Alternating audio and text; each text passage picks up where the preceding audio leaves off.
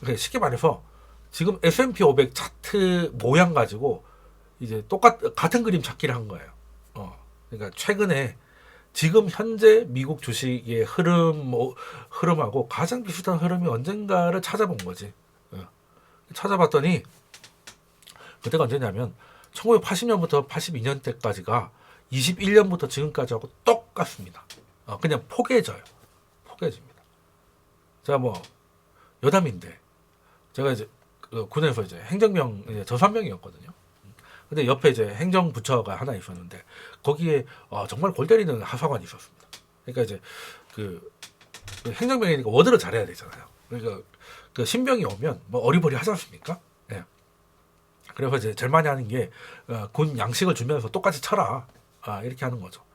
근데 이제 옆에 보고 이제 똑같이 치는 겁니다. 근데 이제 보통 이제 그렇게 보면 우리가 보고 어느 정도 갔네 뭐 틀리면 틀리네. 근데 그분은 어떻게 했냐면 A4 용지를 포개가지고 하늘에 비춰봐요. 그러니까 똑같은 문서를 두 번 출력하지 않고서는 똑같을 수가 없지 않습니까? 하늘에 비추는데 햇빛에 비춰봐요. 무슨 위조 지폐 감별하는 것도 아니고 당연히 틀리죠. 그럼 틀리면 뒤지기 맞는 거고. 그러니까 사람은 대단합니다. 뒤지기 맞으니까 맞아지더라고. 포개지더라고. 그러니까 갑자기 포개진다는 말에 그게 생각이 나는데 지금 그랬던 시기가 그 작년 1월부터 지금까지 굉장히 힘들었던 미국 차트를 다 일일이 컴퓨터가 대조하면서 가장 비슷한 그림을 찾으라고 했더니 80년부터 82년까지입니다. 근데 거짓말같이 그때는 누구였어요? 여기 나와 있네. 볼커 의장이지 않습니까? 볼커 의장이고 80년, 82년이라면 볼커가 레이건의 사인을 받고 물가를 잡기 위해서 모든 거를 감수하는 그래 초강력 긴축을 할 때였습니다. 할 때였고 그리고 어느 정도 똑같냐면요. 그 지금도 작년 7월에 한 피봇이니 뭐니 해가지고 잠깐 많이 올랐던 적이 있잖아요. 그 잭슨홀 나와가지고 그냥 다 그냥 아주 그냥 가루가 됐고 그것까지 똑같습니다. 볼커 때도 연준 피봇 기대감이 왜 없었겠어요? 있었겠죠. 이제 우리는 지나고 나니까 볼커가 그런 인간이 아니라는 걸 아니까 이제 그런 기대가 없었겠지라고 하는데 그때는 있었습니다. 그리고 또 이제 그때도 잭슨홀은 아니었지만 역시 기대감이 작살이 되면서 또 시장이 또 전저점을 깨고 내려오고 막 그냥 했던 것까지 똑같아요. 그러니까 이게 좀 신기한 거죠. 그러니까 같아진 게 우연이 아니라는 겁니다. 시장 상황이 똑같다는 거죠. 그때도 이제 초인플레이션을 잡겠다고 연준 의장이 인플레이션 파이터로 막 뛰어다닐 때는 그때였으니까 뭐 어떻게 보면 다른 게 이상한 건데. 근데 이게 좀 작년까지 똑같은 건 슬픈 일이죠. 계속 빠졌으니까. 근데 만약에 앞으로도 똑같이 간다면 내년 아니고 올해 2, 3분기에는 상당히 반등을 합니다. 상당히 반등을 해요. 그러니까 우리가 스태그플레이션이라고 하면 73년에 1차 오일 쇼크 터져가지고 그때가 더 컸고 증시의 하락도 더 컸고 근데 결과적으로 물가가 잡힌 거는 볼코가 인플레이션 파이팅을 빡세게 하면서 82년부터 막 이제 좀 지나가면서 물가가 쭉 내려오기 시작했다는 거. 그거 아시잖아요. 그래서 73년부터 82년까지는 그냥 증시는 박스권을 담보를 했고 뭐 경제는 스태그플레이션이라는 상황에서 쉽지 않았다. 그래서 그랬던 거 다 제가 뭐 강의도 여러 번 설명드렸는데 근데 그러면 근데 2차 오일 쇼크 때는 증시가 그렇게 나쁘지 않았다는 일단 뭐 한번 해본 경험이 있어서 그런지 모르겠습니다만 2차 때 오히려 조금 좋았어요. 그러니까 왜 1차가 더 강했냐면 1차 때는 결과적으로 그때는 1차가 그냥 오일 쇼크였죠. 2차가 있을 줄 몰랐으니까. 그러니까 그때는 물가가 결과적으로 안 잡혔기 때문에 그러니까 이제 그 공급발 이슈가 잠재워짐에도 불구하고 CPI가 12%대를 유지를 하니까 이거 힘들다. 이런 상황 때문에 그 지수가 전고점을 이제 계속 전고점만 맞으면 떨어지는 거예요. 맞으면 떨어지고 그런 상황이었다가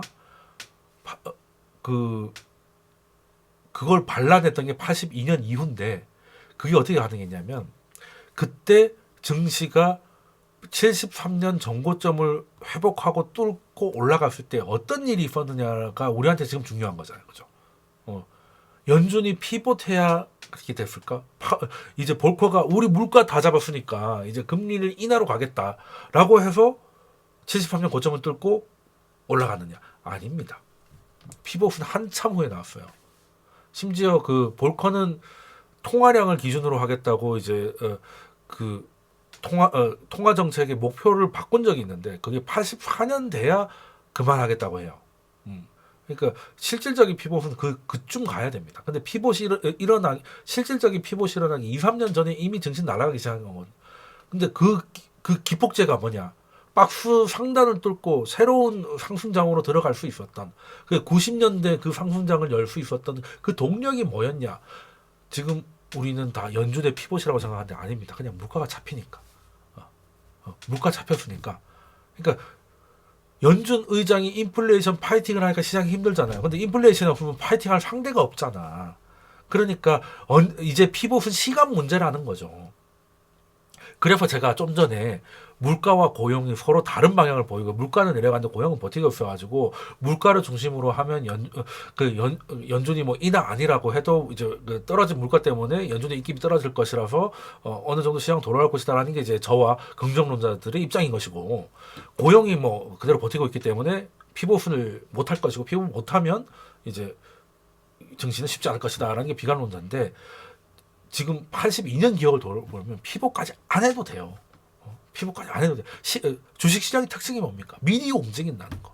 물가가 이제 구조적으로 PC의 코어가 다 그냥 의미 있게 추세적으로 내려가는 게 확인되는 순간 이제는 주식은 뭐예요? 모멘텀이라고.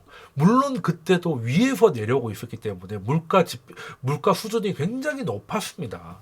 굉장히 높았는데도 이게 그냥 등락이 아니라 추세적으로 그러니까 심지어 물가가 약간 반등을 해도 정고점을 뚫거나 뭐 이런 게 아니라 고점과 저점을 같이 내려가는 이런 추세적 하락이 확인되니까 시장은 더 이상 연준이 인플레이션 파이팅을 할 동력을 잃었고 명분도 잃고 이유도 없기 때문에 피봇은 이제 기정사실이고 그러면 주가는 다시 새로운 밸류에이션을 줄 수 있다라고 해서 그때 돌아갑니다. 그래서 82년도 2분기, 3분기 때 추세적 하락이 시작되거든요. 그때는 어느 정도냐면 정고점 근처까지 올라가 버려요. 물론 저는 그 올해의 뭐 나스닥이 뭐 16,000을 다시 가고 뭐 그럴 가능성 그렇게 높지 않다고는 보지만 82년 기억은 그렇습니다. 그렇게 되면 그냥 빠진 게 이 정도면 대충 이 정도 거의 반 이상은 되돌리더라고요. 그건 이제 과거니까 뭐 무조건 뭐 그렇게 된다라고 말하는 건 오바지만 중요한 건 뭐다? 물가가 잡히면 그때 뭐 고용 뭐 이런 물론 그때 실업률은 굉장히 높았죠. 근데 실업률 내려오고 있었습니다. 중요한 거. 실업률이 높았는데 실업률이 내려오고 있었다고요. 그러니까 연준 피봇은 뭐 이제 뭐 그러니까 지금 주식은 모멘텀이고 그러니까 절대 레벨보다 위에서 내려오냐 밑에서 올라가냐가 중요한데 그래서 물가도 그때도 높았지만 추세적으로 내려가니까 시장은 그냥 그 10년 동안 그 징글징글했던 인플레이션 그리고 연준의 긴축 이런 거에서 벗어나서 새로운 꿈을 꾸더라.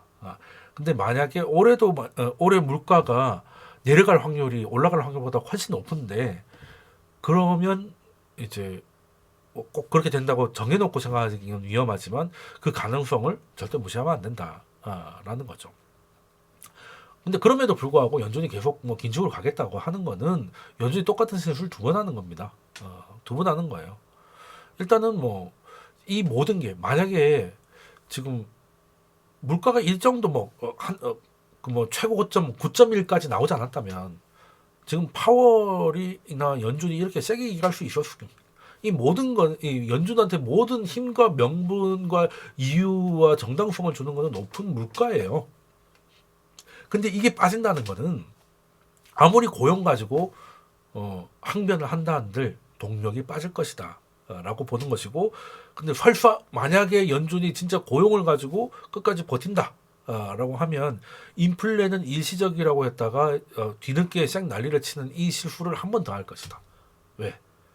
그냥 적당히 하면 될 거를 아주 그냥 다삭을 내가지고 힘겹게 올려놓고 다 뱉어내야 되는 실수를 또 할 수 있다. 라는 겁니다. 그래서 파워는 참 양면적이야. 실수를 했던 사람이기도 하고, 그러면서도 획획 바뀌면서 상황을 모면했던 경험이 있는 사람이기도 하고, 그래서 참 재밌는 거죠. 재밌는 겁니다.